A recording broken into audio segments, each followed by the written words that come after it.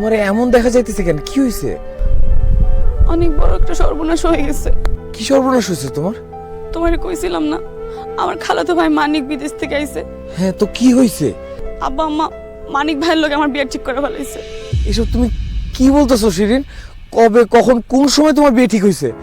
গতকাল মানিক ভাই খালাম্মা আমাকে বাড়িতে এসে আব্বা আমার লগে বিয়ের ব্যাপারে কথা বলে গেছে।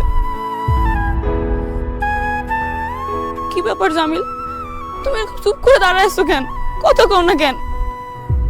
আমি কি কমু কও? আমি আগেই জানতাম যে আমি তোমারে ভালোবাসতে পারো, কিন্তু আমি কখনো তোমারে পাবো না। তোমার বাবা তোমার আর আমার সম্পর্ক কোনো দিন মেনে নিব না। তোমার বাবার টাকা পয়সার অভাব নেই, আর আমগর নুন আনতেই পান্তা ফোরে। আমি হইলাম গরিবের পোলা। তোমার বাবা কোনোদিন তোমার আমার হাতে তুইলা দিব না শিরিন।